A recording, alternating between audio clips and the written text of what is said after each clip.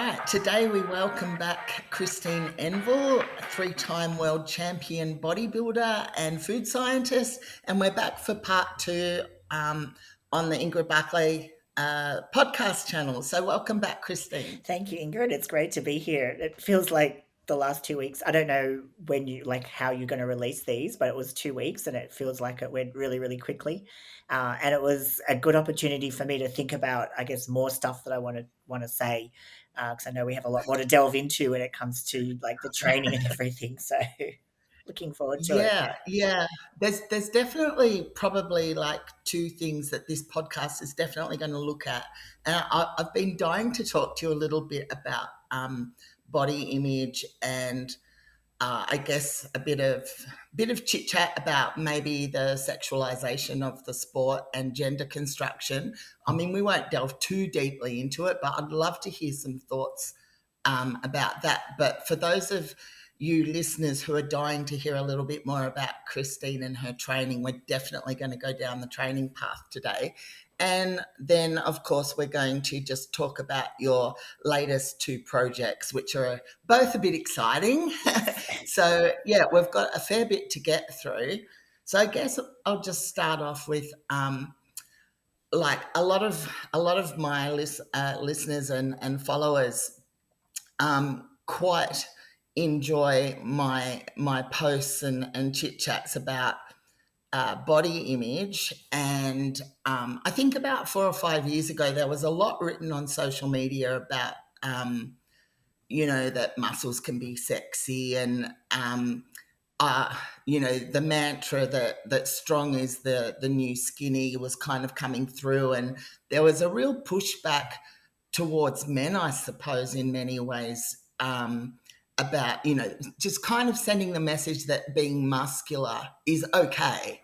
And I think that's a really healthy message. But one of the things that I was thinking, gee, I'd like to know, what's kind of happened in your life was, given that my muscularity kind of pales in comparison to yours, and I get a lot of grief about my size, can you share with us, like, how that was for you at perhaps the height of your, physique fame, if you like, and what was the general kind of feeling toward you from those that were outside the industry? Like, was it positive? Was it negative? And how did you deal with it all, Christine?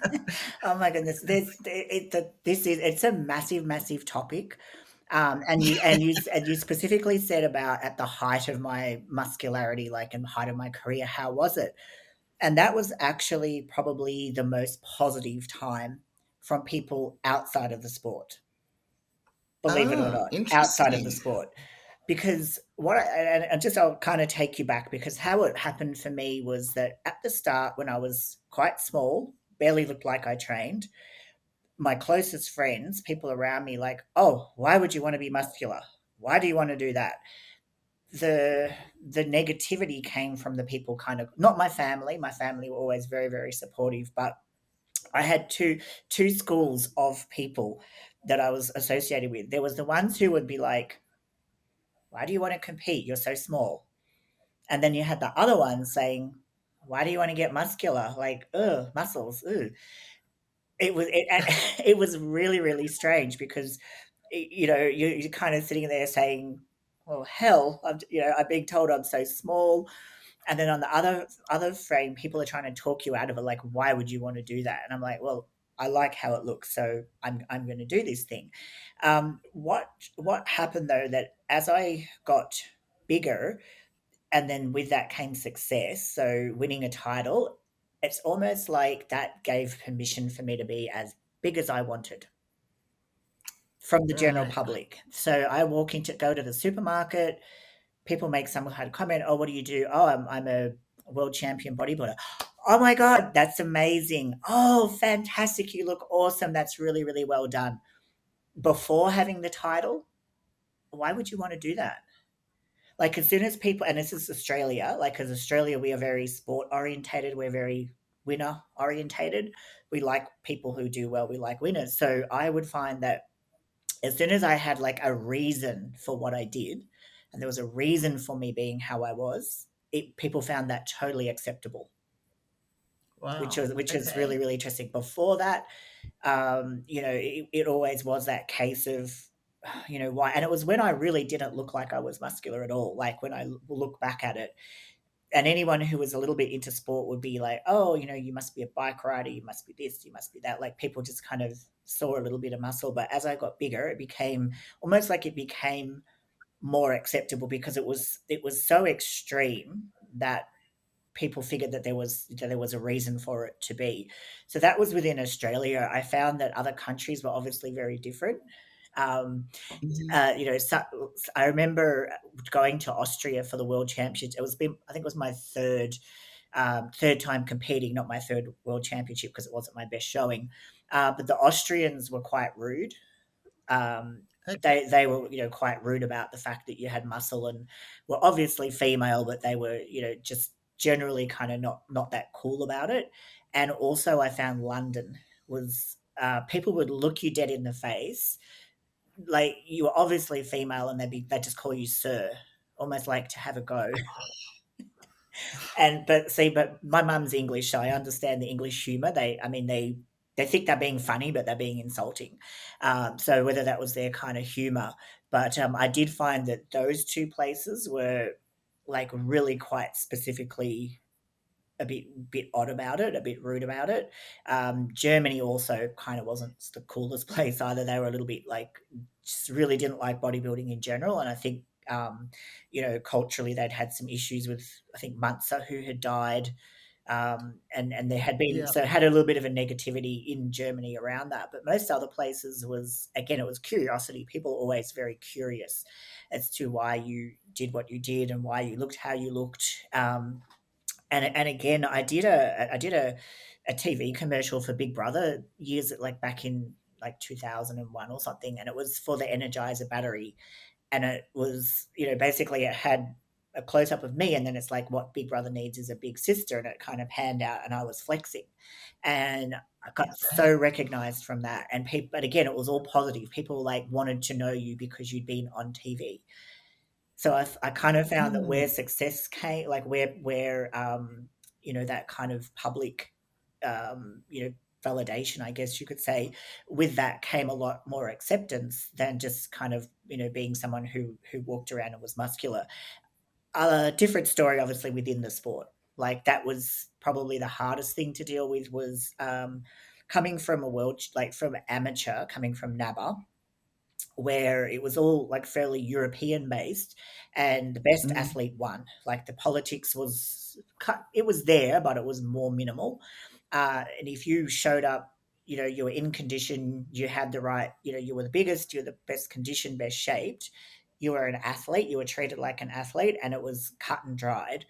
And then to turn around and do my, go over to the IFBB, do my first pro show, and come up against the politics of being told that I was too muscular for my height. Like, well, I'm not going to grow taller. So what am I supposed to do? Just like ridiculous things like that, where, they had introduced the figure division already by then. So they had options for people to kind of go into other divisions, but still, coming up against that, obviously coming up against it with Paul and Carol Graham, who used to run the NPC in Australia, just that whole concept of like a woman can be here, but she's not allowed to be like she could be this far but not that far, and just being kind of told that well it's not fair on other people. It's like well, I'm sorry about my genetics, but I thought that was the point. Um, that that type of Yeah. thing. So yeah, so as I said, I found the most difficulty within the sport. But then on the flip side, you obviously get also the support because I became like the bodybuilders champion in that people who love bodybuilding, male or female, just loved what I was doing. But it was more the I guess the powers that be that had their business to protect. Like when I look back at it now and I go, okay, I can see what they were trying to do and what they thought they were doing the right thing, without realizing that what they all that they end up doing in bodybuilding is confusing the hell out of everybody because they don't run a consistent line, but they think that they are giving everybody a chance but people don't look at it like that. So that it's like people who run it have a different mindset to the people who follow it and understand it, and it just leaves a lot of confusion. So what I mean by that is they'll put up three very, very different physiques, that's first, second, and third, and they believe that anyone looking at one of those three physiques will say, well, I can relate to that physique, therefore I have a chance. Whereas what happens is competitors, we look at those three physiques and say, I don't see the consistency, I don't know what I'm aiming for.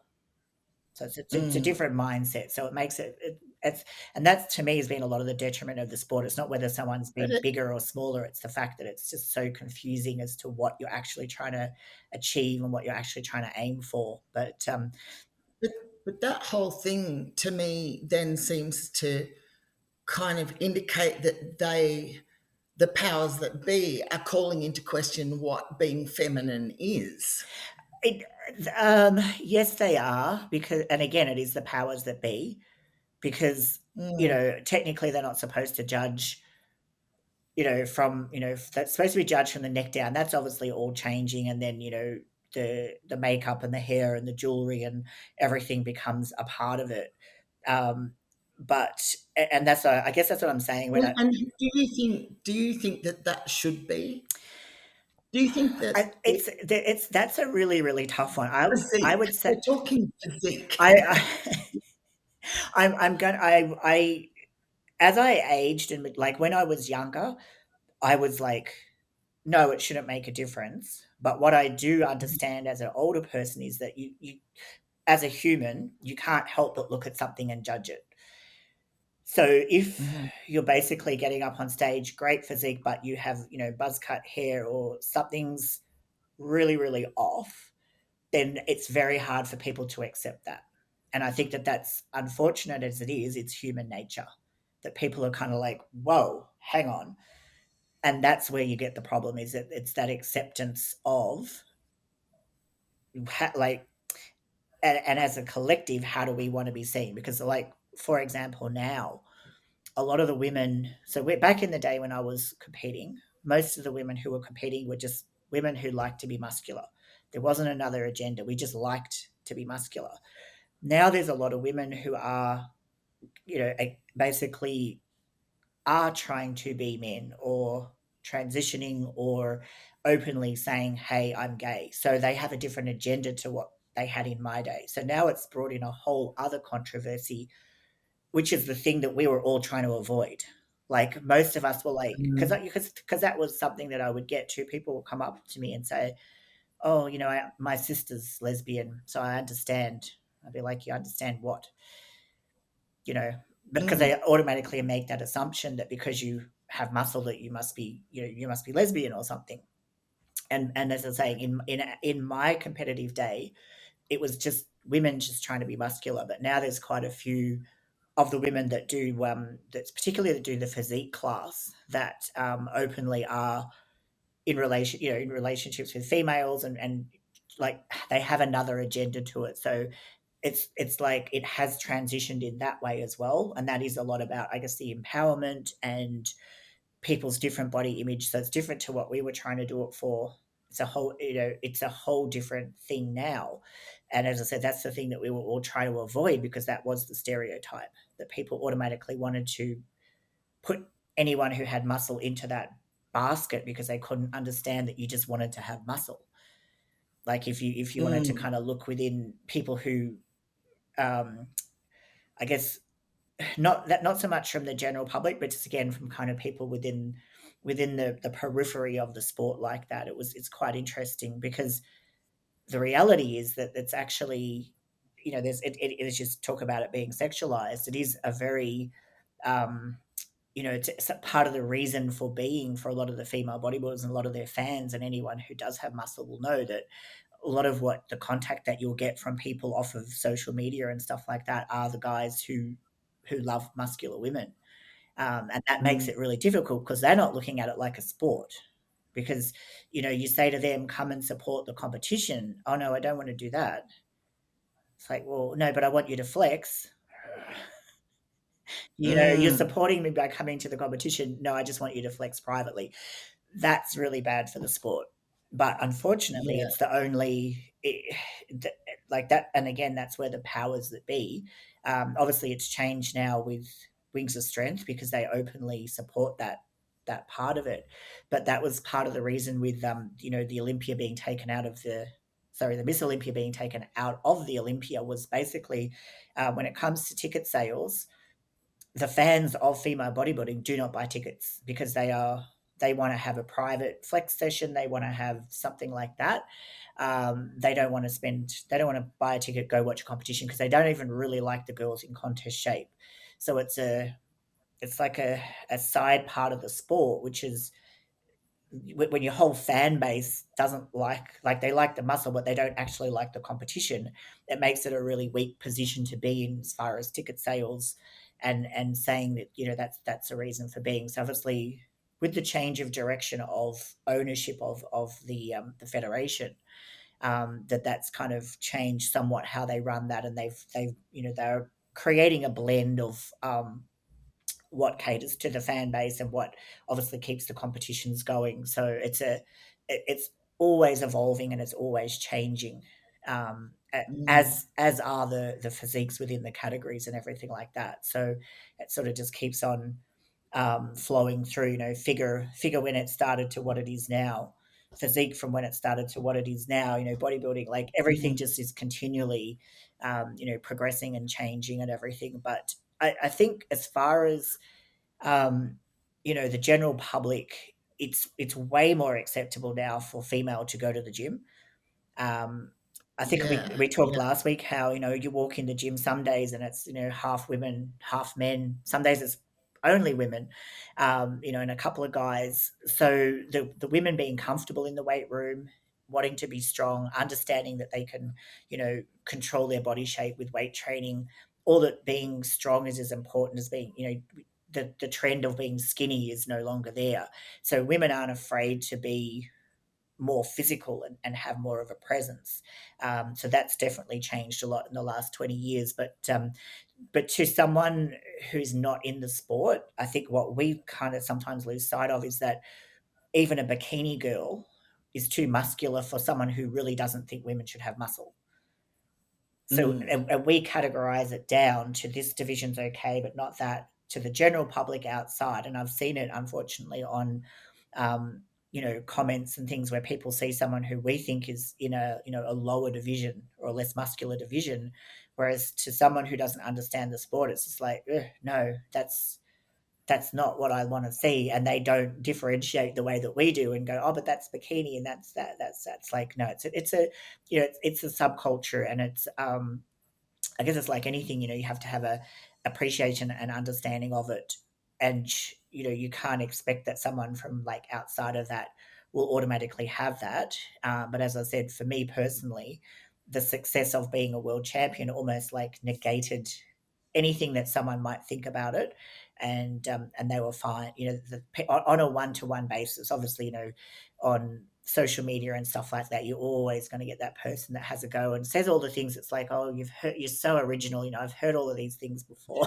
Like, can you come up with something more original? Because it just, it'll be like water off a duck's back, and particularly guys that would say, like, I don't find that attractive because I'm looking at them going, feeling is 100% mutual.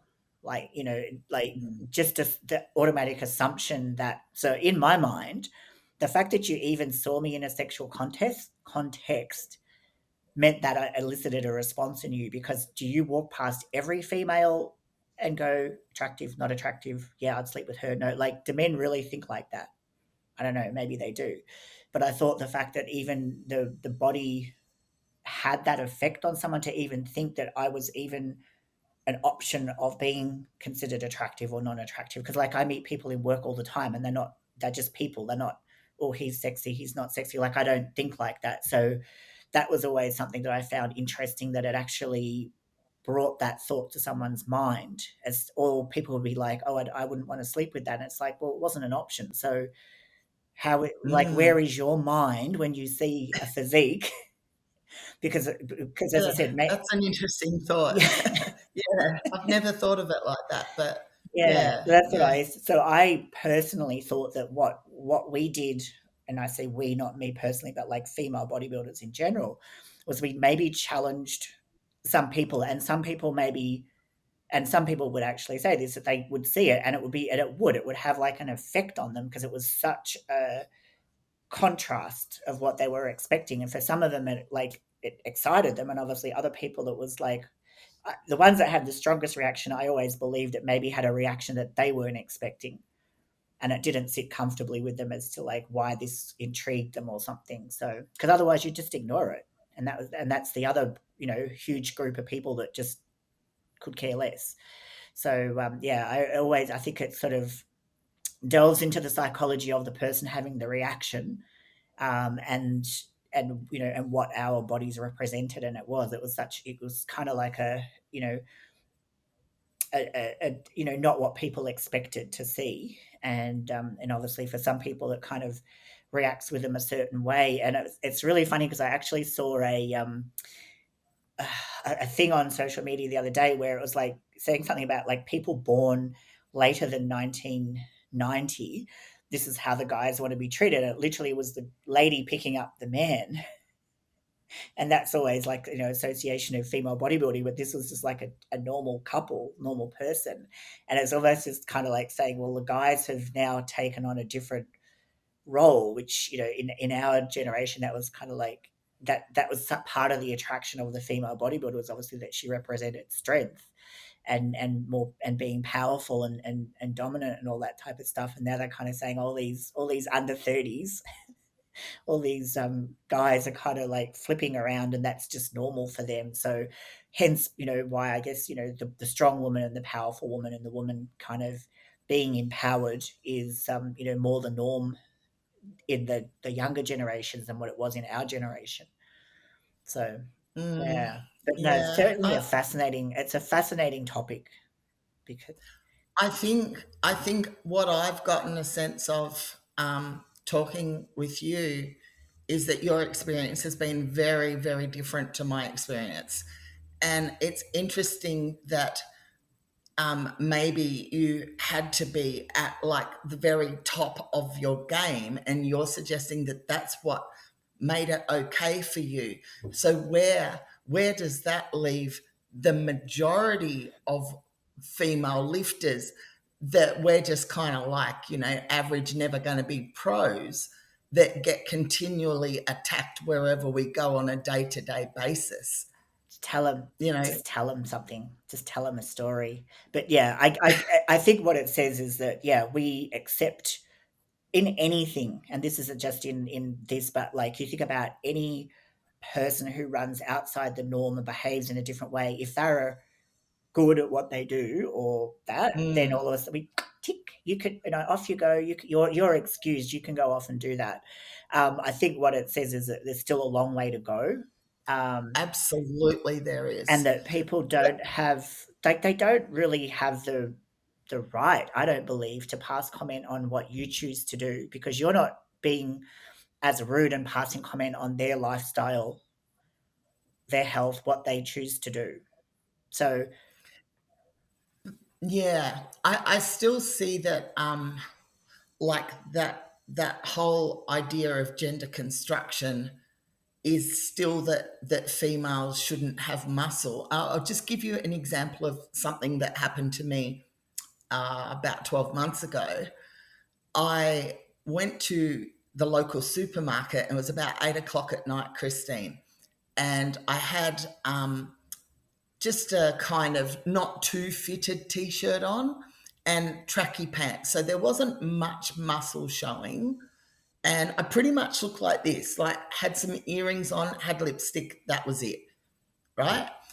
And I've walked around the corner of an aisle, and there's a mum and a 5-year old ish young girl.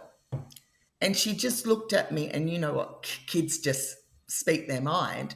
And she just said, "Look, mummy, half man, half female."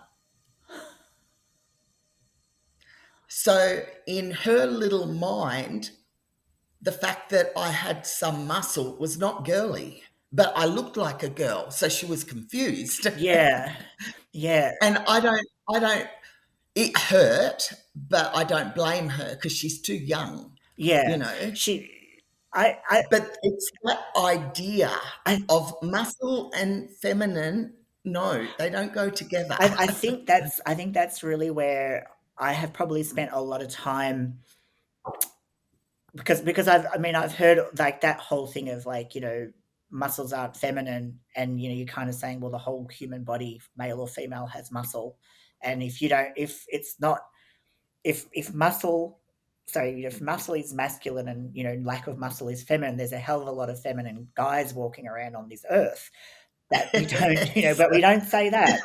Um, that's right. so, which comes back to that kind of politeness and everything. But I guess it's that belief that I like how I look.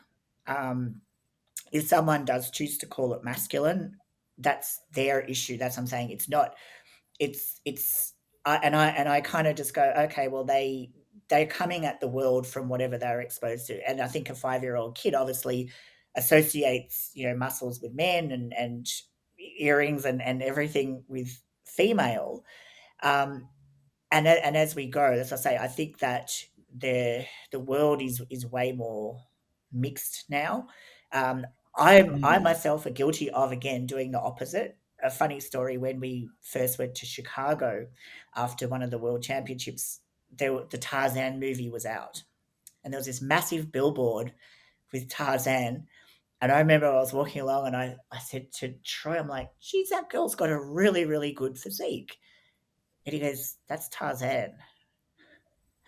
I'm like, because he had the long hair. So yeah, 100%, we come at the world from our world. So for me, I'm looking up at that and going, yeah, it's not a lot of muscles. That's pretty girly. He's got the girly hair. Not even thinking that it was Tarzan. So I do. So that's, I mean, like I think we're just there to say every person that you meet on the one-to-one basis who gets to ask questions. And that's why I welcomed questions. I welcomed if people did have a curiosity about what I did, why I did it, because the more that you can just talk to people and say, well, we're just regular people, we just happen yeah, to have muscle. It's like I could happen to be wearing whatever color, or I could happen to be wearing whatever clothing. We can't take this off. Someone can dress up as whatever and go out and be that, but they can come home and take it off and just go back to anonymity. With muscle, you walk around with that. So it would be and again, I would always be mindful, I guess, of how I did speak, interact, because of that understanding that I wanted to always give people like a positive experience with anyone who was a muscular female, because I didn't want to come across yeah, as ignorant or aggressive. Because I'm not, like, if I wasn't, then so be it. That's what would come. But yeah, it's just always that it's only on a one-to-one basis, and trying to worry about changing the perception of the rest of everybody else who's coming at it from whatever they've been experienced to. I think the people that are drawn to it will be drawn to it, and everyone else, mm, as I said, I could care less. Like, if someone sit there and say, you could be this or you could be that, or any of those things, then that I would just kind of pretty much ignore it. Like, if it was someone who knew me really well and said that I was doing, something that kind of checked me a little bit about something, I would take that on board. But if it was some a total stranger, I'd be like, okay, you're coming at the world from your angle and from your experience, and I can potentially change that by having a chat. Like, you meet people at expos, meet people all around about the place, but everything else would just be like, it couldn't hurt, because, like, so that they don't know you, they don't know anything about you. And as I said, I kind of would, like, how I would react in Austria, in the places where I found people were like kind of rude. I just give them the biggest smile I possibly could. So I would yeah. just be And like, because I would, you'd know who was going to be like directing some some negative energy towards you. I just give them a huge smile. It's like, yeah, that's like me at the checkout at supermarkets. if someone's really grumpy and they're serving me, I'll just be like really nice and chit chatty. Eventually, they actually come around usually. So it's good. It's good that you're like that because I mean that to me is just being an ambassador to the sport, Well, and it's great that you had that in mind that you wanted female physique bodybuilders to be represented in a great light, and I love that. That's awesome. yeah, and Yeah. because that's what makes it easier for the next person and the next person because you know, after time, you do know that people are gonna have some kind of question or, um, you know, some kind of idea because, you know, everyone knows a bodybuilder, I've kind of found, like, whether it be you go to get your hair done, you go to get something. Somebody know, like the cousin of a nephew of a this person or something. Oh, so they all know a bodybuilder. So yeah, Yeah. yeah. Yeah. But yeah, Yeah. it is always evolving. It is always changing. And Mm. it's really funny right now because I have people that I obviously kind of know through the social media world that I've gotten to know relatively well, and I have the extremes of, again, some same as when I was smaller. Some people who are like, "You're just a fit girl," and other people are like, "Oh my god, you're so massive," and it's like, okay, because so Yeah. and that just proves to me over and over again that people come at you from their own experience, and you fit into their world because I can't be 100 different people that people see me as. So it's each person how they see it. So like I say, I just kind of roll with it. I used to get, you know, I say I would get offended when people told me I was petite because I didn't want to be petite. Yeah. Like Yeah. Yeah. how to insult a Like, bodybuilder. yeah. I guess just because, like, I would consider myself kind of like a purist. Like, I've always, I mean, I got interested in the sport of bodybuilding by reading men's magazines, and I was just fascinated with the men, not actually in a kind of sexualized way. Like they didn't kind of just there was a lot of respect there when I would pick up a Flex magazine and just, you know, you'd see a Sean Ray or a Flex Wheeler, and I'd just be like so full of like, wow, they must just eat really Yeah, well and train really, like they're just on another level. But I will say that I do feel disappointed about that era around like 1985, kind of when, you know, perhaps Bev Francis challenged um, what what level of muscularity was okay, and for judges to then have to decide what too muscular was, because I mean, like no one said to Flojo, running 100 meters in X time is not female enough. Like, it so what? Why did that have to apply to this sport where the idea is get as much muscle on your frame? That still irks me. It bugs me. yeah, and because it is a, like, in some places they actually call it like an art sport. So it's not a, you know, because it's not like obviously in powerlifting, it's absolute, isn't it? Like you lift that many Yeah, kilos or you don't, or, and you know, so it's something yeah, where it's easy to say that is the best person because of they did yes, X, Y, and Z. In bodybuilding, it is, we talked about it last week as well. It's those three things: it's the size, it's the shape, and the conditioning. So, and this is a really interesting story around, again, people outside of the sport's perception of femininity, talking about conditioning. I went to RMIT, and in RMIT, you had to do the context curriculum, those four subjects outside of your regular course.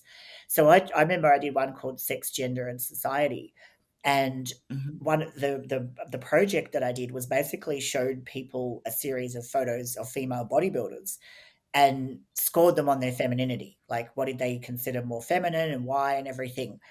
And again, this is my mind think coming at things from my way. The girls who were the most shredded and the most ripped for people who weren't in bodybuilding were the least feminine. The ones who to me hmm, looked like the big bulky off season, which I didn't think looked feminine, was what everybody else thought was feminine because yeah, they were yeah, smoother and softer.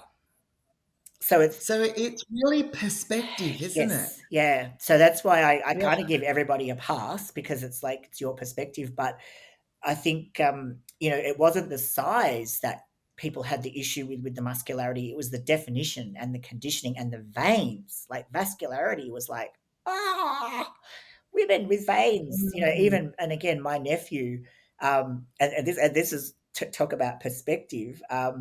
I hadn't seen my family for a lot of years when I'd kind of been living up in Queensland and whatnot. And I came back down and I met my nephew, who he was like 6 or something at the time, and I'd just done a competition, and my vascularity was quite extreme.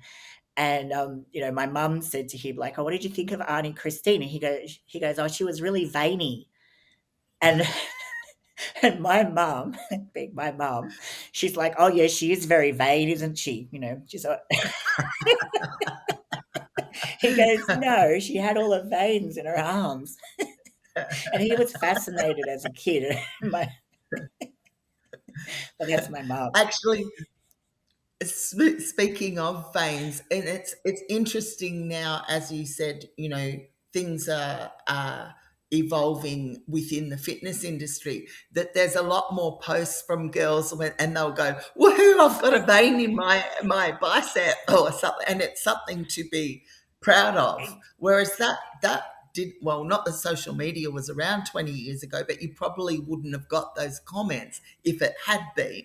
So Yeah, I think things are changing, but I think it's like, I don't think that in your sport you should be expected to compromise your achievements for fear of somehow losing your gender.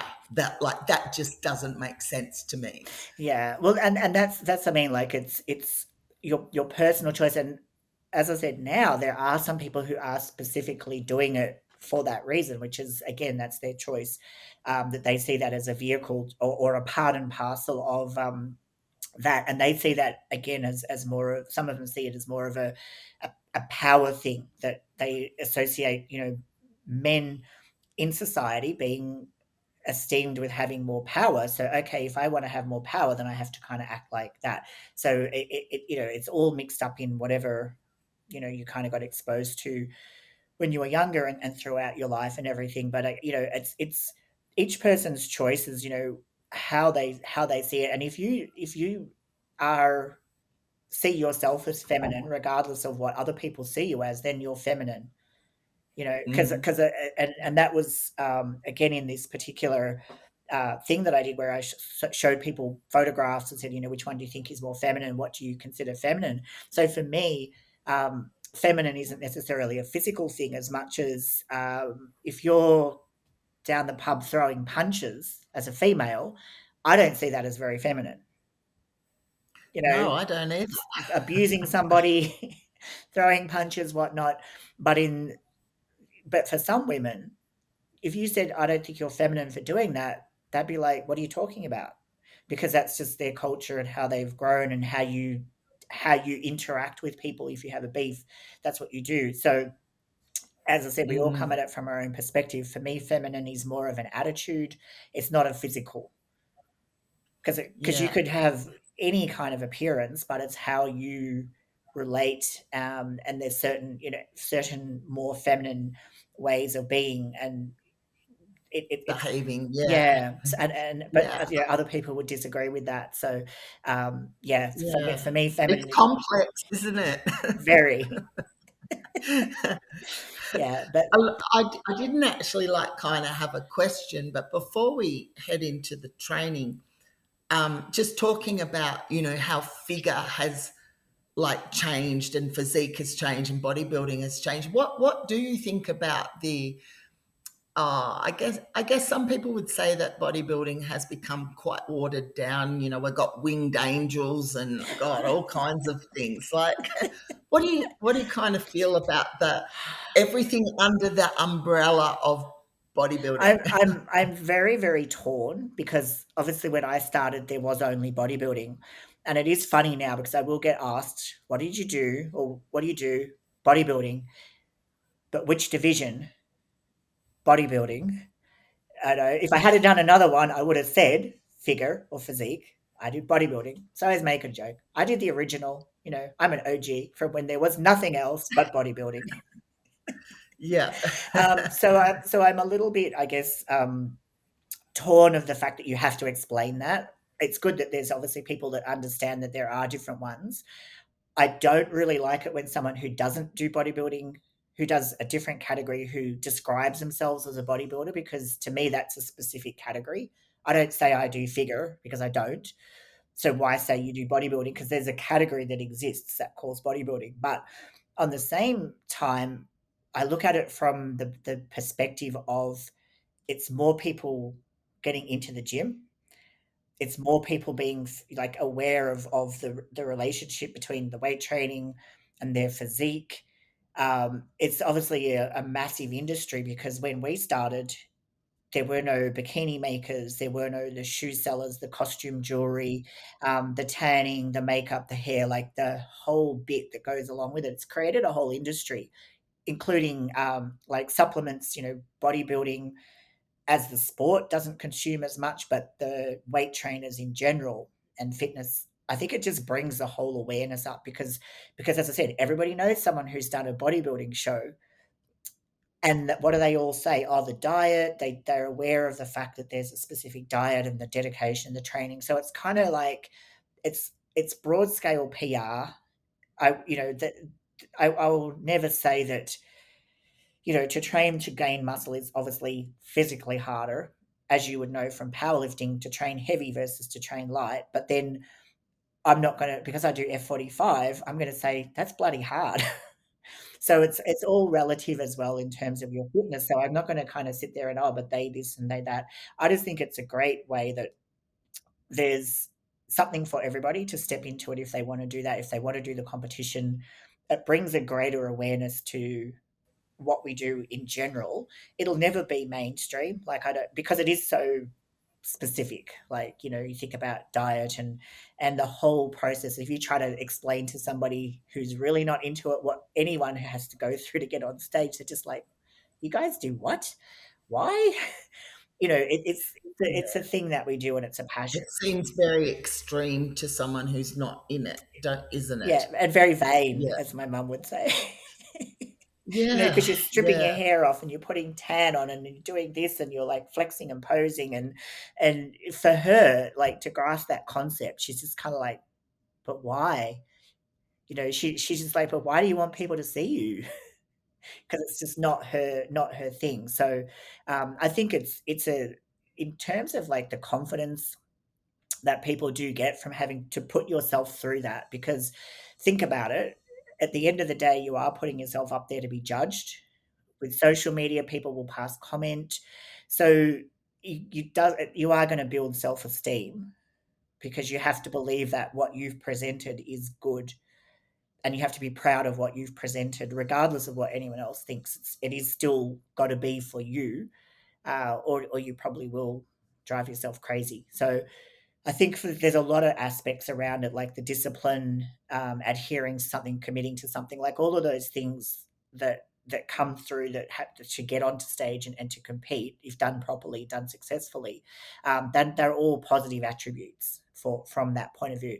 There's obviously a obsessive side of it that can be a problem. We talked about that last week, and unfortunately, that is something where people kind of will slip into that. But I think a lot of people just kind of they come through it. It's something which gives them that motivation to have that next workout. Like you go to the gym and then you want to show off the results and do a photograph. And for some people, they kind of do one and they're like, oh, that was enough. But I think that the fact that there is so many different categories now, I mean that each body type, because I think that's the hardest part for people to understand is that, but like genetics, whilst it isn't a skill, it's a prerequisite, and each of the different categories is set up for a different genetic body type.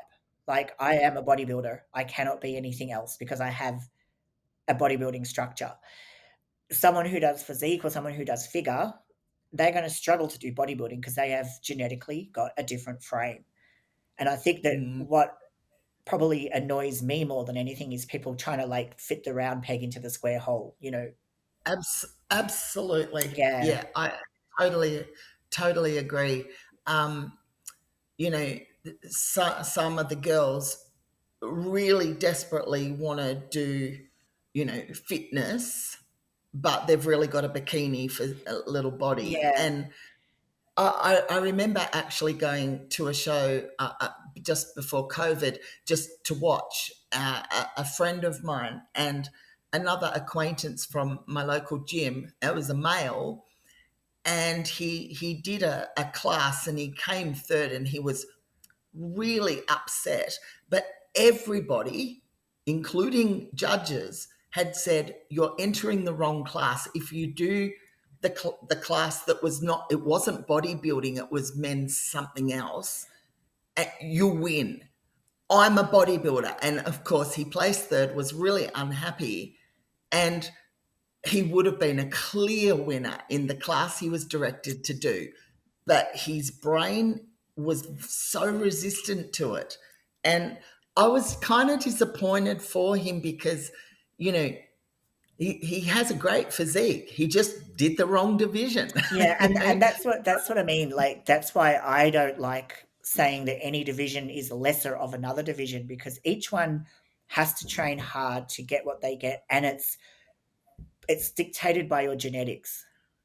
So Mm, just because yeah. that person isn't as muscular as the bodybuilder, it's probably as hard for him to get that muscle on that frame as what it is for the bodybuilder to get that muscle on their frame, because of how they're set up genetically. And I do see it like, so yeah, I see that a bit with the men, where they are very stuck on the fact that they want to be the traditional bodybuilder, but they're, well, they're suited to this over here. And I've seen so many women who are built for bodybuilding forcing themselves into figure, because they're like, oh, but I want to wear the heels and I want to wear the earrings and I want to do all the pretty stuff. And it's like, but your body's telling you what you are. You can put all of that on, but you're forever going to come up against this issue because you're too thick. you know um so yeah, but that's where they need a really good trusted advisor that they trust, that can kind of say, look, look at the photographs, look at you, a good coach or someone who will direct them into what division that they should be competing in. So yeah, because it's, But they've still got to be coachable to do that, because yes, some will still resist. I yeah, think that that's kind of like one of the two reasons why I like powerlifting now is just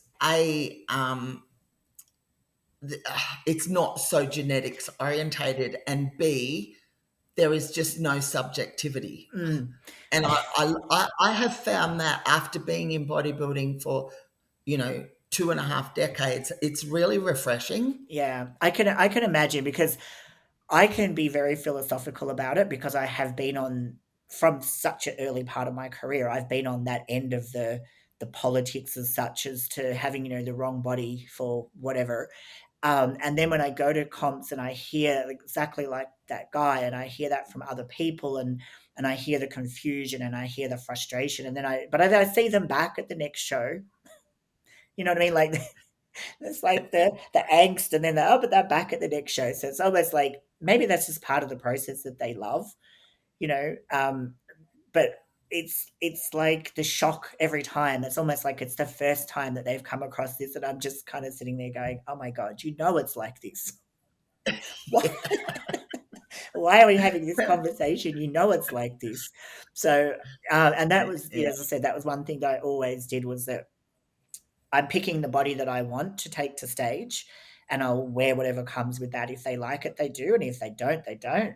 But if I like it, I'm happy. If I don't like it, I'm not happy. It doesn't matter where I place, I'm not happy. So that was kind of where I would always take it. Like, I'll come in looking how I want to look, and there'll be certain percentage of people that love it, some that don't like it, some think I could be this and that, and whatever the judges do. So that was kind of like Yeah. my thing. So I would come away from it just like, whatever. Yeah. Yeah. Well, heading towards some training questions, I think you actually answered my first question in the last podcast without actually knowing, but you mentioned that you would go into a workout and it was structured, that you Yep. knew what you wanted to achieve. So, which was my question was, did you always have a plan? So I guess I'm really curious. Did you have look, did anybody write your programs for you, Uh, or did you do it yourself? okay, Or so in the early days, like when I was first starting to train, obviously, the gym instructor at the place wrote me a program. But once I decided I wanted to do bodybuilding or compete, um, I would do my own programs because I would read, muscle and fitness and make up a little workout.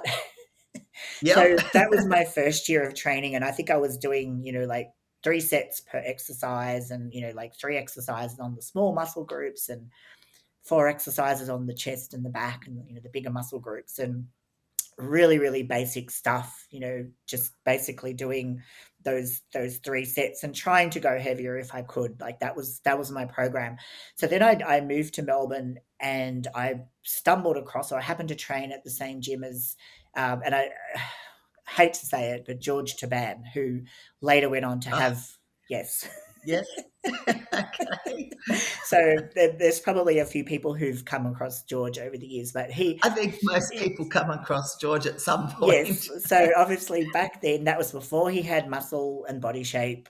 That was before he had his teams of girls and did everything, whatever. He was competing in NABBA.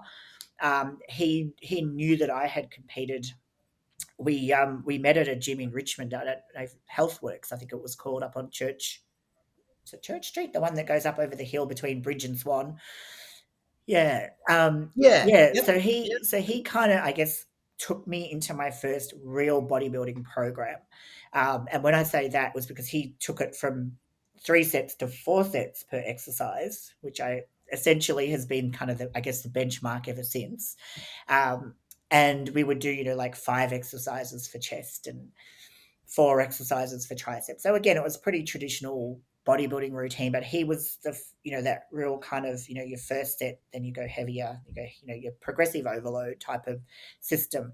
So I'm just trying to think. He didn't, like, he would make me write everything in my book. Like literally, I would have to write all my weights and track my weights and everything. And I trained along with him for a period of time. But he was one of those people who would kind of say, I would say, oh, look, I don't think my chest is really developing. Oh, it'll come. Wouldn't change the program. It'll come. It'll come. Okay. And that was when I met my ex-husband, Troy Berman, the co-founder of International Protein. Um, and he was training at the same gym, and George actually teamed us up together because schedules changed. I couldn't train with George anymore. So he's like, okay, here's this young guy. He's interested in training. And so it was actually Troy who did my programs from that point forward. So, because he was, madly interested in bodybuilding, um, loved his training, loved being strong, and would kind of, research what would be the best. And he was the first one, I guess, who kind of said, no, your chest isn't just going to come after a period of time. You have to actually change what you're doing, pick specific exercises. So he would be the one who would kind of look at me and say, okay, we need to work on this part here. So he would do, I guess, the analysis of looking at the other girls, looking at me, and saying what needs to, where do they get you? Like, where do we need to bring up so that you can match those other girls, match the girls that are in the professional. So the programs that we would structure would be more around, like, I guess a little bit more specifically trying to hit, outer quad, or trying to hit outer delt, or, really trying to build a physique, because that was one of the things that we were really quite specific on, is that whilst people said, oh, you've got a great shape, it wasn't by chance. Like, I didn't just kind of roll into the gym, throw a few weights around, and hey, presto, I had a nice V and all that sort of stuff. Like, we actually worked on building up those particular things. And that was essentially how I trained throughout the entirety of my career. Was Honestly, Christine, I just thought that it just happened. I just, just I that, didn't realise it was painstaking work. that's why I just went in and, oh, what do I feel like today? No, it was actually, yeah, like, Yeah, obviously, because you have dominant muscle groups that are, like calves, for example, that you do whatever and they will grow. Whereas, we focused quite heavily on, certain parts to try to, balance everything up as best we could. So that was, as I said, that was pretty much the entirety of my training. I took a break off competitions, came back, and when I came back, that was when I tore my tricep, or like tore the not the actual tricep, but ripped the muscle off the bone. That was kind of telling me at that age I couldn't train like that anymore. It was too much for my body. Like I couldn't just do the heavy weight, because that was a lot of it was progressive overload, high volume, short rest period. Everything was trained twice a week. It was just a lot of damn hard work. Like, Yeah, I yeah. loved it. Like, I absolutely loved it. I loved that style of training, and I loved that the physical feeling of it. But yeah, when I got older, got to my late 30s into my 40s, and I realized that my tendons weren't indestructible, I had to change. So dropped back to a once a week each body part type of a program. So that meant we actually did a little bit more on things like delts. So we were doing more exercises, more variety, but it wasn't. I mean, I think, yes, I still had this tendency to like to do heavy weights. So probably a little bit of my undoing, because that was what eventually tore my rotator cuff, because I wouldn't let go of doing like a heavy dumbbell press or something. Like, it was still in my mind. So from that point, when I retired, like for the last, 6 years, my training's been totally different. Like, just because I no longer had to do it specifically to carry density and to carry the muscle size, which ironically stayed. You know what I mean? Like, when I retired in my 30s, the muscle dropped away quite quickly when I didn't train that same particular way. Whereas when I stopped competing, stopped doing the comps in like 2015, I had a muscle loss because I couldn't train properly for probably a good 4 months. But then, like, what I have is kind of stayed. Like, it's like obviously a lot smaller than when I competed, but even now it's a different thing, and I just don't think it's going anywhere. So that's just from all of those years of doing it. So, and my arms, if anything, are probably, they're not, because I look back at photographs now and I'm like, who am I fooling? No, but the biceps stay, but like the triceps don't stay. Like, as I get older, there's certain genetic things that'll change. And I find that for me, like, chest and biceps is going to always be quite strong. Whereas triceps, no, I feel my quads, like I know my quads are, not, like, you kind of see the devolumization as you get older, and that's white woman genetics. We lose in certain places. Our butts get flatter and stuff like that, which you can train and train and train to build it up, but it's still going to diminish over a period of time. But yeah, I because my muscle was so fit from all of that training, my like I went through a phase where I could do giant sets, drop sets, 30 rep sets, all kind of different combinations, and I just wouldn't be fatiguing. My muscle could just handle it, like, and it was to the point of like, oh my goodness. And then COVID happened, and that 2 month period that we had of lockdown, essentially, I did really like 3 days a week, kind of with weights, because I kind of had some weights. And I came back from that 2 month break, and I just went back to more basic, 10 rep sets, basic progressive overload. And I think that that's where I've had even, it almost like it let my body reset. Like, it got me unfit enough to allow the old traditional ways of training to work. And now I kind of go through a bit of a cycle where I'll do like a really heavy period, maybe doing 5 reps on my last, 3 to 5 reps on my last set to try to push my strength up a little bit. But I can only do that for such a short period of time, because then old injuries kind of pop up, and I start to feel stress in elbows and knees and all kind of different places, so that I kind of back off again to a nice little level. And then I'll feel comfortable again about 3 months later, and I'll do a little heavy spike, and then I'll come back down again. But When you were like kind of in the thick of things, did you actually back squat and deadlift, yes, I Christine? did. Yeah, Yeah. yeah, Okay. yeah. I would I looked at my training video of my back squat, and this is something that I find really, really interesting because again, it comes down to genetics, it comes down to insertions and biomechanics. And I was known for having a pretty decent set of legs. I Mm, look at my back squat and it would be lucky to be a half squat on my heavy set. It was right, not ass to the ground. It was not deep on right. squats. And I think about that now because I think about I try, like I really try to do the deep squat, and all it does is brings me problems through my hips. And I look at my structure and I look at where my quad insertions are, they're very low around my knee, and the work happens to me in that first quarter of the squat. So I'm like, is there something in how we train based on our insertions? Because, and I'm going to give the example of Brandon Ray, who I'm very, very close with. He's African American, so he has typical pivot hips. That their structure is different, and when he squats, literally, you see his hips pivot, and Mm-hmm. he has to go deep, or he doesn't feel it, and his teardrop shape and everything's totally different to mine, and he needs to squat deep. Whereas he carries his muscle higher up on his quad because he has that more rounded sweep, which is a genetic shape. So I'm kind of thinking now more about when I train, I think more about what suits my biomechanics because I'm not going to try to force something that isn't natural. And that's what I mean. When I go deep, it is not working my quad. It's just working my TFL, it's hip, it's everything. But my power is when I'm just doing that, making sure my knees are coming, so I'm bending at the ankle forward and all the weight's going onto my knee because that's where all my quad's sitting.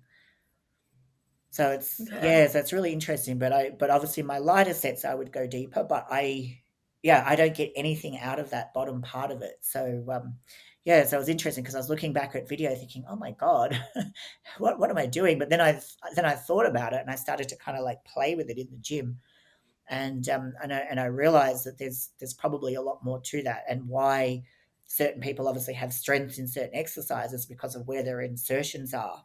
And Mm, legs is one of those muscle groups where there's such a variety of insertion. Where your hip mm. flexors insert, whether you do have a dominant teardrop, which I always Oh, had. that absolutely. I mean, that's why, uh, like within powerlifting, you'll find that there is such a variety of ways of setting up your foot position, not just like say your toes and where on that scale they're pointed out, but also like the actual foot stance. I mean, that's something that even I've played around with a multitude of times just to see what best suits my lever system. And it's the same with a deadlift, Christine. You know, everybody, I mean, some people genetically, because of their insertions and the length of their femur or tibia, you know, they're best suited to a sumo deadlift, whereas others are conventional, but everyone will do it slightly differently. And that comes back to kind of, I always say that, like, you kind of have to ignore the textbook squat, you know, where the toes are directly forward and your feet are, 12 inches apart. Like, that's all very well in theory, but who does that? Yeah, Like, hardly anybody. you find, and that's why like I do like I'll do a lot of Smith machine squatting for safety because I do have certain issues in my TFL and just stuff over the years. But Yeah, a free bar squat feels so much more comfortable because you can get your body into the position that suits it where it needs to be, and there's yeah, less pain everywhere, I guess you could say, because you're kind of like finding your groove for that particular thing. But yeah. that deadlifts, traditional deadlifts, are probably one of my all-time favorites when I was strong. Like, and that, Okay. yeah, because I mean, that's something where I would take it down. Like, I'd never do the like stop start. It would always be like a bodybuilding deadlift where you would go down, but just to touch and Touch then and go. and then come back up Yeah, again. But I would always have that butt down because we predominantly were doing it for quad, but always for me with a good bit of a because what do they call them now? Rack pulls. So it's like I do the rack Mhm. pull part of the top and the deadlift, but I just liked, again, I love overall body movements. Yeah. Like when I'm doing the F45, I really like anything which is overall body. So I liked the deadlift because everything come into play in that particular exercise. And I remember I went to the Olympia one year and I trained with this guy who'd been working on the booth. I worked on the Pro Lab booth back in 2000, and I was at that time maybe deadlifting, I don't know, a couple of plates aside, and this little dude, he's gone up to 4 plates, and I'm like, shit, I can do that. So I remember I got back, went to Doherty's, I said to Trago, we're doing 4 plates now. I said I can do it because it was just like I'd never pushed myself, and I could, like I found out that I could, but I was like, yeah, because I wasn't competitive at all with anything. Yeah. No, not at all. You have somebody raise the bar and you're like, "All right, I've gotta raise Yeah, mine a bit." I can do that. I can do that. So yeah, we we did some, and stiff leggers. We did some pretty heavy ones, but as I said, now I generally don't because there's just probably too many things that will pull or snag. I still do stiff leggers. I absolutely love stiff legged deadlifts, but overall deadlifts, it's the shot. Yeah, the weight that I need to use is just doesn't feel quite Yeah, right. So I fair enough. yeah. Well, since you know, like, so much about, like, hypertrophy, what do you see as perhaps a couple of the common mistakes that you might see, in particular, women make in the gym at the moment? Like, what do you think they might be? I think it's potentially the form, um, like they wherever they've got their technique or their form from. They're kind Mm. of actually, this is something that I see all the time because the hip thrusters are so popular. Oh my Everyone's doing a hip goodness. thruster. I can't believe how many girls do these. I can do a massive 15 kilos aside, and I see these girls at like 3 plates aside, and I'm just like, I look at the movement, and it's not completing the movement. Like basically, they're doing the quad part of it. They're not actually activating the glute, bringing the hips up enough. So a lot of the time, and again, that thing where it used to be a bit of an ego thing where the guys would throw a lot of weight on. I don't see them trying to do it on any other exercise, but obviously on something where they feel like they can be strong, is using too much weight and sacrificing form. Like that's, to me, the mind muscle connection and getting that connection with the muscle is the most important part. Like for getting that growth, because even I talk about, I did a shorter squat, but other movements were different, like leg extensions. Obviously I'm not doing half leg extension. Different things suiting different things. Whatever I did was generally done so that I could feel the full contraction. So yeah, basically just skimming out on getting the work that you're supposed to get because you're not doing the actual movement that you're supposed to do at the expense of doing more weight because you think that you need to do more weight because you think you need to grow. So that's probably one of the Mm, biggest common mistakes that I do see. Um, yeah. and I think if you're talking about hypertrophy, I think if you're starting out, I'm still a big believer in a fairly basic program. Like Mhm. you still have a lot to do from doing your bench press or your dumbbell press, your inclines, your flat, just some meat and potato type of exercises, a good machine. Like I see a lot of people trying to incorporate functional work into their training program, which is cool if you want to be functional. But if you're talking Mm. about just straight up hypertrophy, it's almost like you've got to separate those two in my mind, because that's what I do. Like that's for that type of training and that's for that type of training, because the two are not going to give you the best result. Like try to mix the two together for straight up Yeah, hypertrophy. I've got to say that I personally agree with you, and I think sometimes that girls, like, I'm on a particular Facebook page that has a lot of women, and I think they try to just funky it up too much with a whole variety of things. And I think meat and potatoes, how you put it, is what they should probably be concentrating on for their goals. Yeah, like a Because, booty band. I'm sorry, a booty band without a whole lot of weight with it is not going to do what you want it to do. It's going to burn, but you're not yeah, going to grow the muscle that you want, and and growing the muscle is what's going to give you the shape. but girls think that the burn equates to a better workout. Yeah, no, no. So not for hypertrophy, because But that's hard for some of them to get their head around. yeah, and I think that that'll either come from experience, or if they are teachable and they listen to somebody say, okay, this is what, this is the type of program that you need to do. Because I keep checking and I keep checking and I kind of say, is there something changing in the world of what makes you grow muscle? There obviously is time under tension, but that's, to me, that's way more advanced techniques that you don't need to kind of mess with until you've exhausted that period of getting the growth out of just your basic 8 to 10 rep range. Like it's not rocket science. It's worked for many, many years, and it continues to work. As I said, the other stuff gives you other benefits and features, but I would treat that as a separate adjunct to your program. Like it's something that I look at giving, I guess, kind of like a sportier shape to your muscle to give you just like an overall different look. It doesn't give you the size, but it can complement it really, really well. Mm, But just doing that is going to just, it's not going to take you to where you really want to go, because it is the shape of the muscle, which essentially is what gives you that foundation, unless you're genetically really, really blessed, and then you can kind of do anything. But that doesn't, you're talking about like the average person that walks into the gym.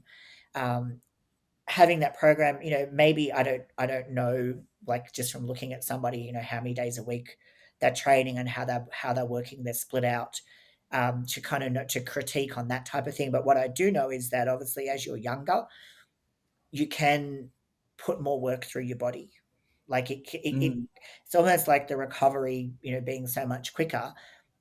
Like I know when I was competing, if I didn't train my 6 days a week in my younger years, I it's like I would have to drop my calories too low. Like I needed that calorie burn of doing the 6 day a week training. I've almost like just really forcing my body to be in a stressed state, to give up the body fat and to get into condition. Like I remember a few times I tried to drop back to 5 day a week training, thinking I needed more recovery.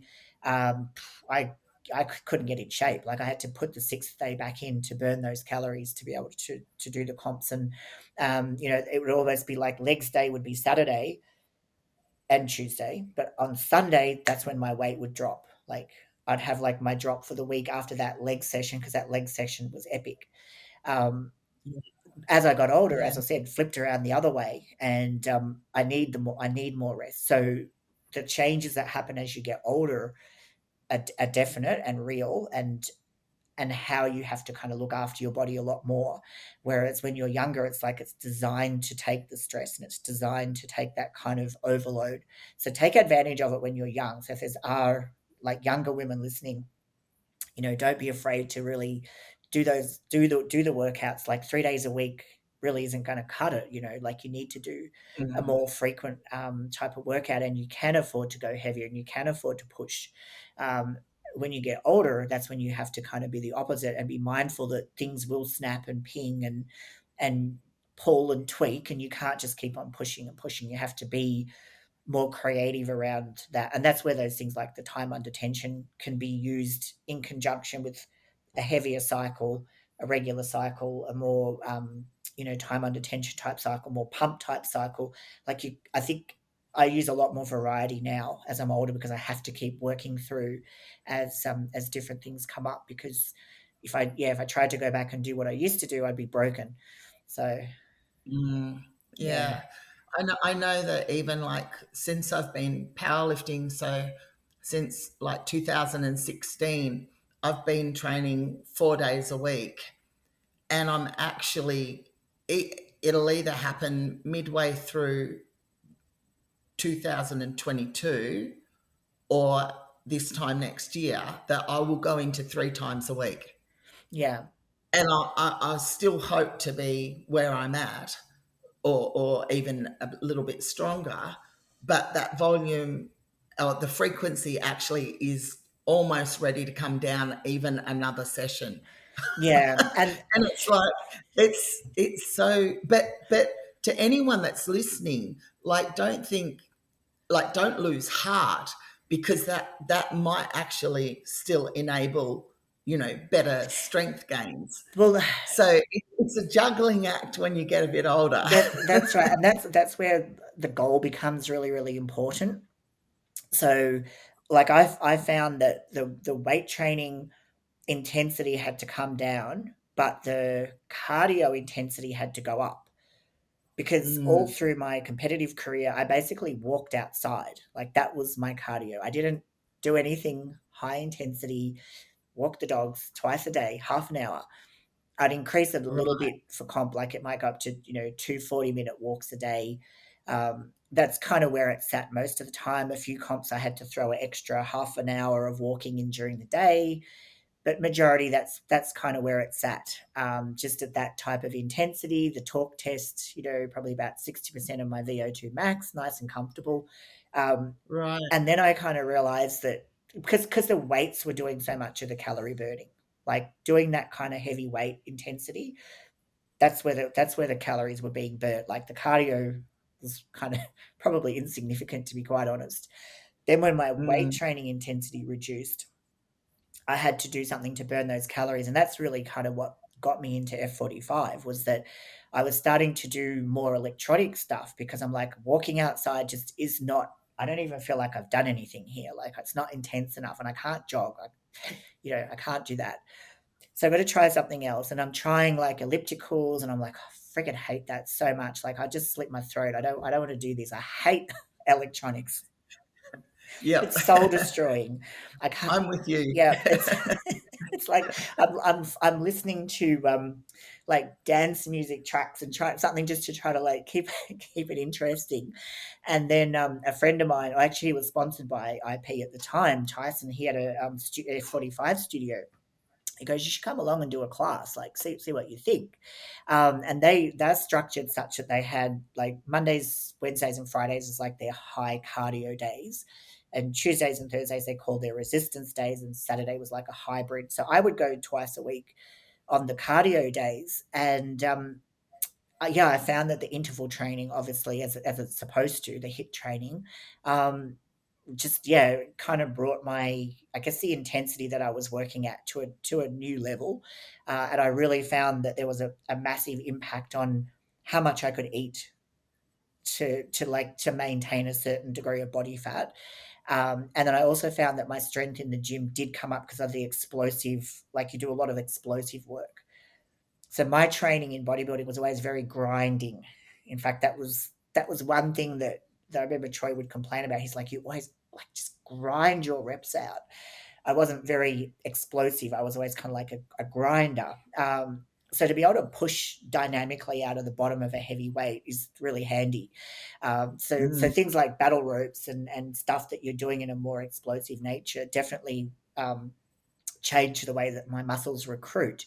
So I find the two things had a really, really positive impact on one another. But then as things went, it was like, okay, now I need to do this every day. Like, and at that time I was trying to do it in the afternoon and backing it with a weight session and doing all my cardio and weights all in one session, and it was just like, nah, it's too much. So yeah. yeah, so I had to relent and split it up. That's why I do like the early morning class. But they're the days that they call resistance. They basically have a really, really short rest. So it's you can't, yeah, you're not gonna grow the kind of muscle that you want to grow. So I drop my weights really light and I go high. Like I'll generally do them a lot faster, and jog in the rest and do some kind of like just move in the rest, and it keeps so it's like so it's basically like metabolic training, where you're using that. Yeah. It just sounds like damned hard work to me. I'm not ready to do that yet. I love it because I am Yeah, I'm I know high-headed. you're really passionate about it. I'm gonna kick It's anyone's ass in that class. I'm not giving up. no, that it's good. It's great that you've kind of found something else that you love so much. Like that, Yeah, it's awesome. yeah. It's just It's like you've probably heard the joke in powerlifting. Like if it's more than 3 reps, it's cardio. yeah. Like sometimes my coach, we started a new block yesterday, and the first exercise, I usually start with squats, and it was 3 sets of 6, and I was like, 6? Oh my This is like, it's just too much. Well, I find it funny in the F45 because it's timed. Occasionally, they'll have this thing where they have like a set number of reps that you're trying to target, and I'm the same. I'm like, I can't count past 10. It becomes I Right. go 10, then I go 12, 7, 13. Oh shit, I don't know. I'm lost. Like I Yeah. and and, Well, and if I could do it, apparently sorry. I was just gonna say if I can do it once, I can do it 6 times. That's why I don't do powerlifting.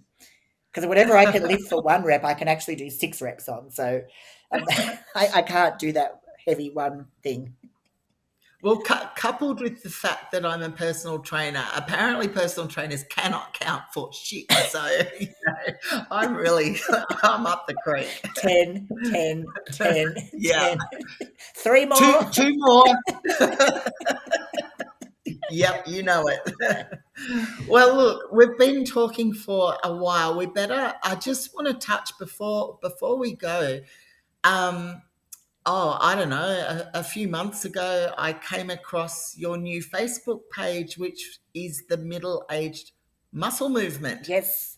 So and I love the name. Like that's the perfect name for a Facebook group. I really like it. it, So, what are you trying to do there? I guess I'm just trying to bring together, like, it's a lot of people who obviously have trained for a lot of time.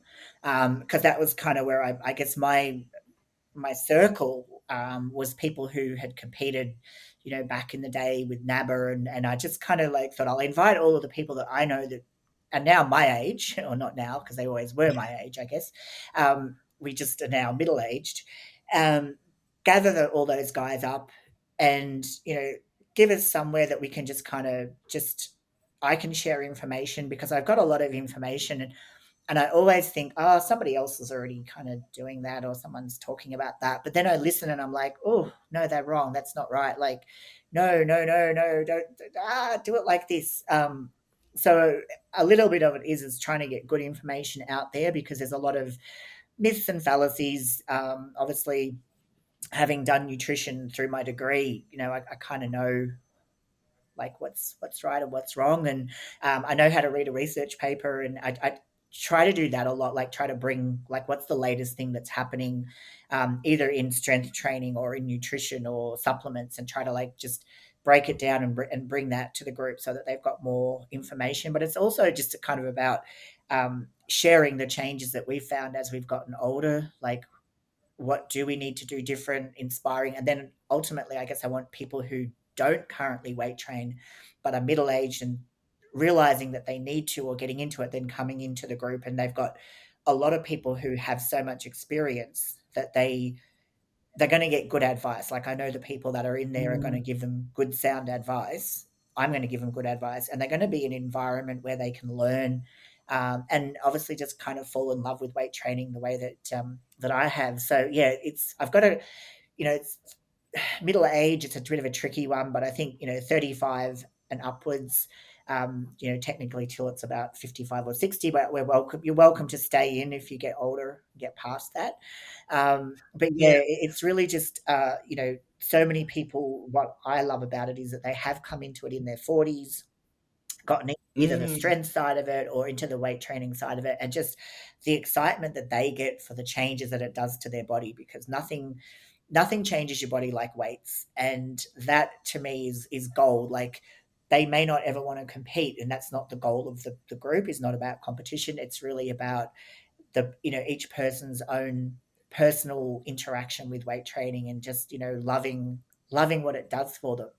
So that's what it is, Mm, just bringing that group of people together. But as I said, I kind of try to put out some information, whether it be supplements, nutrition. In the new year, I'm going to start to bring some people in because there's some people I've been watching.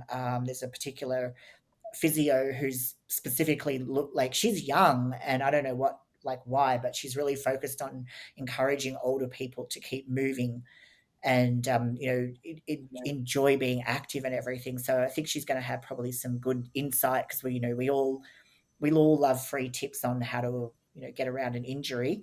So I'm going to mm. try to find some people who are in the space to interview those people and bring that as well. So yeah, so it's really just kind of like a community of people to kind of come together and learn because we always keep on learning. I learn still.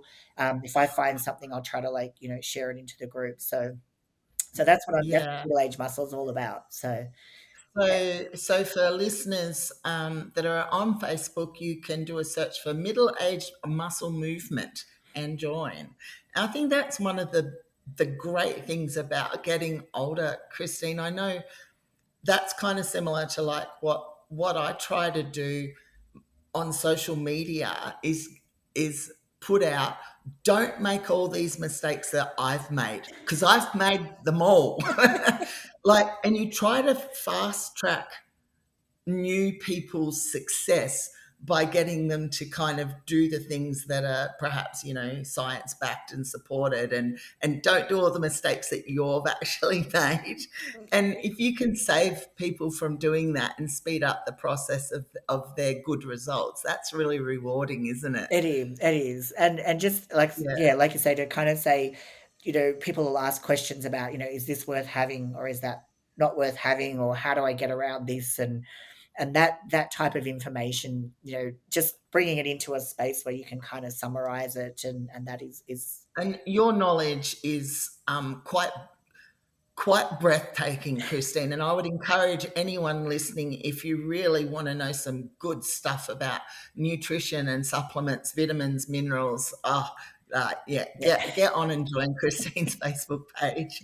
And then finally, you've got a little side project that you told me came about through COVID, really. That's that's So do you want to that's tell us about that? That's right, and I just realized I've been traveling and I left my bottles somewhere. So I've always been like, again, during my comp prep and everything, I used to look at how smell impacted, I guess, like your mood, how I felt, if I was craving things, like what could I smell to kind of stop me from craving something, or what would give you more energy, and obviously, essential oils is like a large basis of that. And when COVID happened, I had that kind of spare time in the afternoon when I would normally be training. So I really started to go, okay, what actually helps and works and what's got some research behind it. And I started putting combinations together of different essential oils to go into a portable spray. So I have obviously my brand is Envall, which is obviously my name. Because it's what my Instagram and everything was, and my old website was Envall. So yeah, they're basically portable. So you don't have to be having a diffuser to plug it in. So for example, like the energy one, you can spray it on your gym towel, spray it in the car on the way to the gym when when you get the yawns when you go to the gym, and obviously because I'm not really into pre-workout, so I don't want to have to take a pre-workout all the time. But it kind of the aromas in that work on your brain to make you feel like you're more energetic, or the sleep one, which spray around the pillow before you go to sleep, and that like out of all of them has been the most successful because so many people I didn't realize struggle with sleep, or staying Mm, asleep, getting into a deep sleep, and it's really really powerful. Like people who'd been taking not prescription medication but melatonin and herbals and things like that to try to sleep, and still finding that they were still waking up.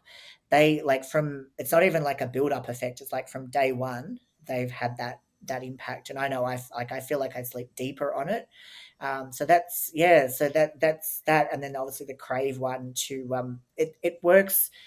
It's not going to stop you if you're really going to be in binge mode, like, I yep. will say that, but it's part of it is kind of being mindful. So I know people will put it in their cupboard with their snacks, and when they see it and then they spray it. So it's kind of like like a trigger to remind you not like to think twice before you kind of just jump into those snacks and that. But we're working on one for anxiety at the moment as well, and I'm working on Oh, yeah. yeah. That's that would be very popular. Anxiety is gone through the roof. Yes, yeah. With everything that's Yeah, happened over the last couple of years, it definitely is something which, again, a lot of like when I started talking about it, so many people said like, "Oh, what about anxiety?" Like the sleep one will help, but it is more attuned to sleep. So it's a different group of herbals that I'm putting together for the anxiety one, and then obviously one yeah. for immunity, which is again another one that if you can spray some immunity around you. It's not a sanitizer or anything like that, but obviously there are certain essential oils which do have antimicrobial properties, and obviously you're inhaling, so it's helping strengthen the respiratory system and stuff like that. So yeah, so as well as being a food scientist, I'm a novice avid essential oil fan because I kind of believe that everything that's on the earth, everything we're given is here to kind of help us medicinally. So like everything that we need,